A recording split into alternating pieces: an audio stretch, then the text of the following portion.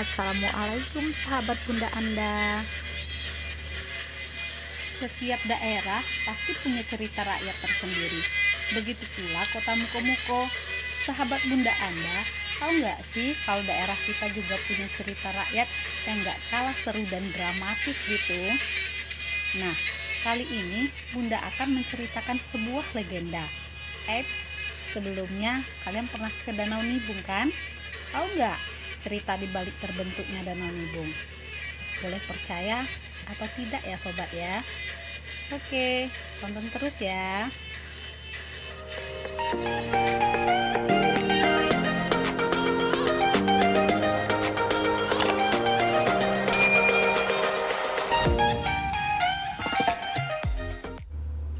Legenda Danau Nibung. Alkisah pada zaman dahulu kala, di zaman kerajaan Kampung Sakti Rantau Batuah di daerah Muko-Muko, Bengkulu Utara. Di sebuah desa yang bernama Limakoto, di desa ini hiduplah seorang ibu bersama anaknya yang bernama Nibung.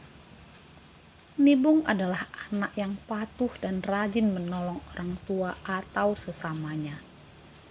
Semenjak kecil, ia telah ditinggal oleh ayahnya.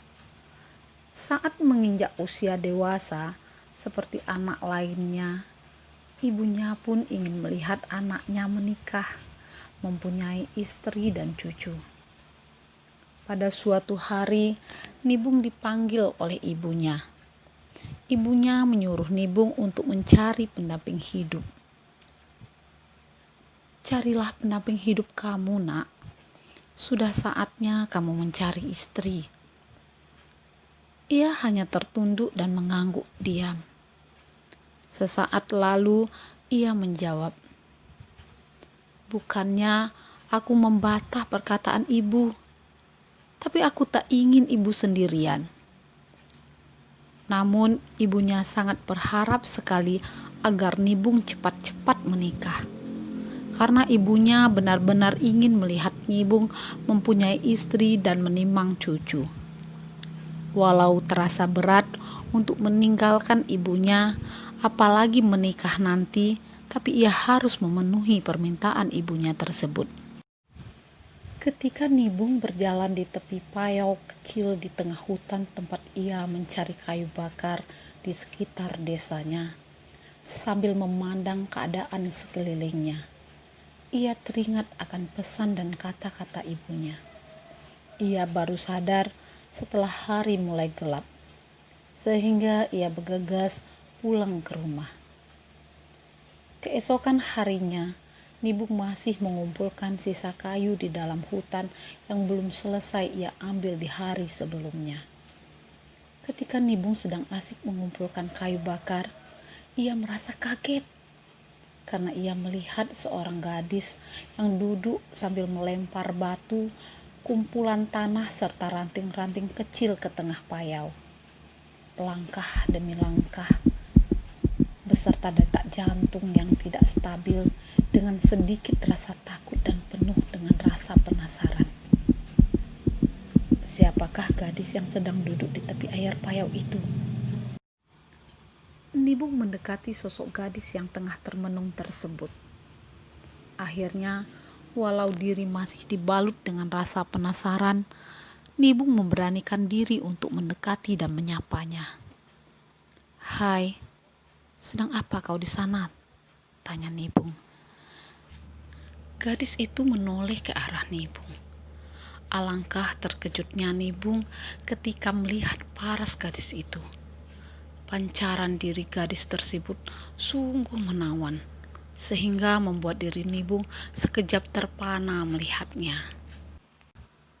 Ternyata dia bertemu dengan seorang gadis yang sangat cantik jelita. Dengan rambut lurus yang hitam panjang terurai, dengan bibir merah tipis berlengsung pipi, ditambah kulit putih mulus bagaikan sutra dan hidung sedikit mancung dengan pandangan mata yang sipit, penuh dengan pesona kecantikan. Karena terpana dengan kecantikan gadis itu, Nibung pun melamun memandangi gadis itu sampai akhirnya Nibung sadar dari lamunannya ketika gadis itu membalas sapaan Nibung. "Hai juga, aku sedang duduk termenung saja di sini, menikmati keindahan alam." Nibung pun memberanikan diri untuk berkenalan, dan ternyata gadis itu bernama Wulan Putri dari desa sebelah yang sedang berjalan-jalan menikmati alam. Karena sudah banyak berbincang-bincang, sampai akhirnya Nibung memberanikan diri untuk mengantarkan Wulan pulang. Setelah pertemuan itu, Nibung merasa melalui hari-hari penuh dengan bahagia. Wajahnya semakin cerah dan semakin bersemangat bagaikan telah menemukan tempat kehidupan baru dan lebih sempurna. Ia semakin giat dalam beribadah serta penampilannya sehari-hari selalu rapi. Hal itu membuat heran dan penuh tanda tanya bagi ibunya, karena tidak biasanya Nibung sebahagia itu dan bersikap seperti itu. Namun, naluri seorang ibu selalu tahu tentang anaknya, bahwa Nibung sedang jatuh hati karena telah menemukan seorang gadis idamannya. Siapa gerangan gadis yang bisa menabur benih kebahagiaan itu kepada Nibung? Ujar ibunya. Nibung pun menceritakan semuanya. Namanya Wulan Putri, Bu. Dia anak desa sebelah. Kurasa aku mulai mencintainya, Bu, jawab Nibung. Ibunya sontak ikut bahagia mendengar cerita dari Nibung. Hari silih berganti, dan pada akhirnya Nibung bertemu dan melontarkan isi hati yang selama ini ia pendam untuk Wulan Putri. Ternyata lontaran kata cinta yang keluar dari mulut Nibung tidak bertepuk sebelah tangan. Diam-diam Wulan Putri juga telah jatuh hati kepada seorang pria yang bernama Nibung. Semakin hari, Nibung semakin semangat mencari nafkah, karena ia tahu suatu saat nanti ia akan meminang kekasihnya itu.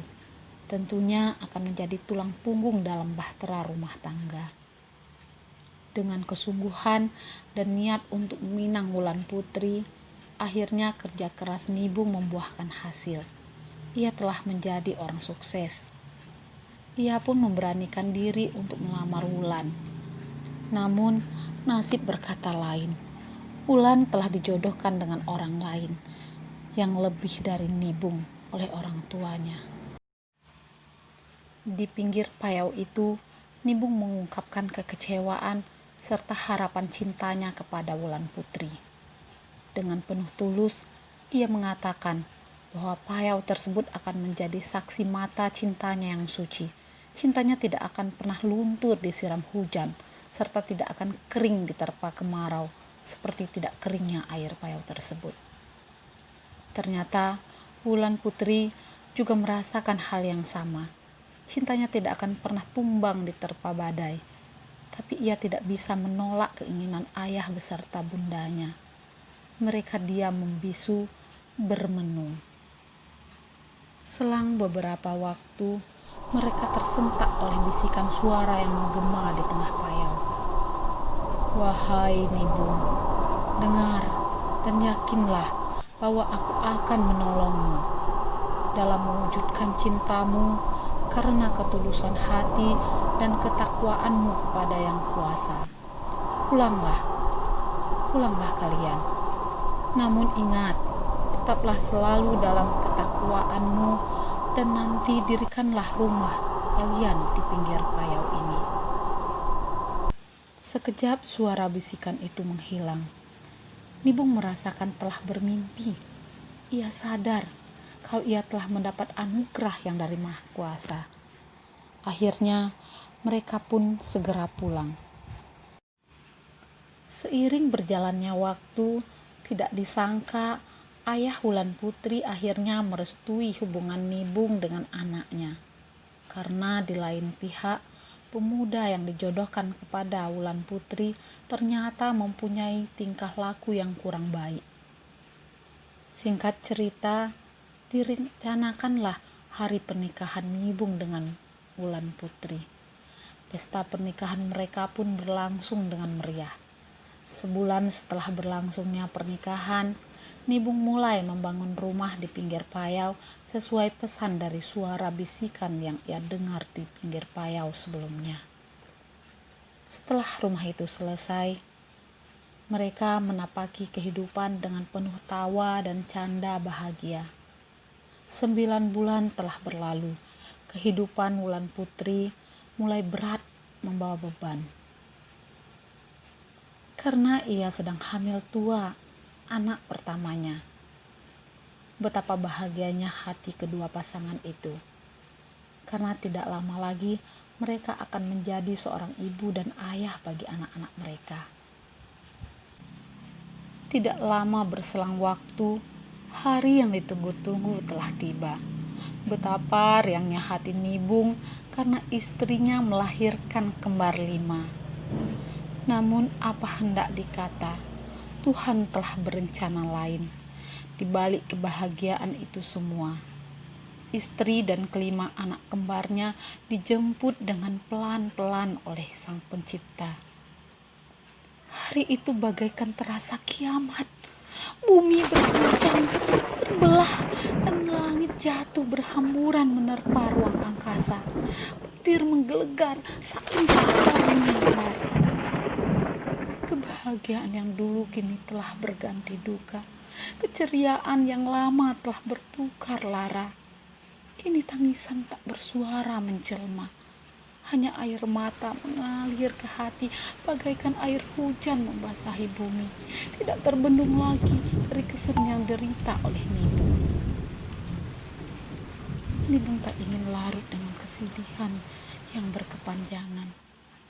Sehingga ia berdoa kepada Yang Maha Kuasa sambil melihat ke tengah payau.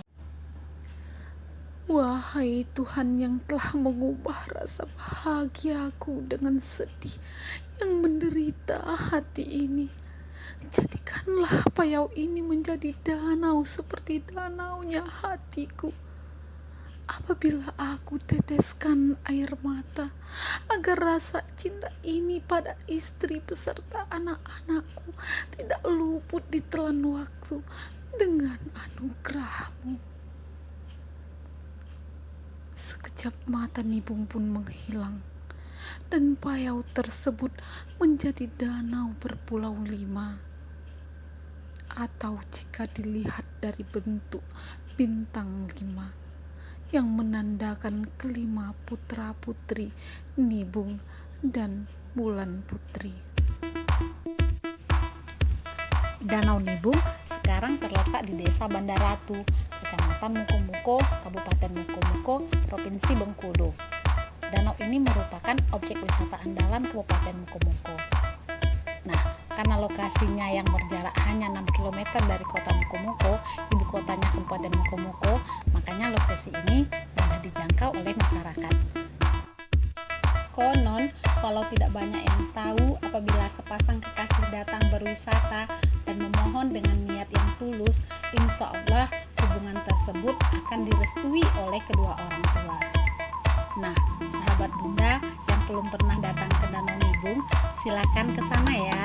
Ajak orang-orang tercinta kalian, agar cinta kalian tidak luntur disiram hujan dan tidak kering diterpa kemarau, seperti cintanya Nibung dan Wulan Putri ya. Sekian dulu cerita Bunda hari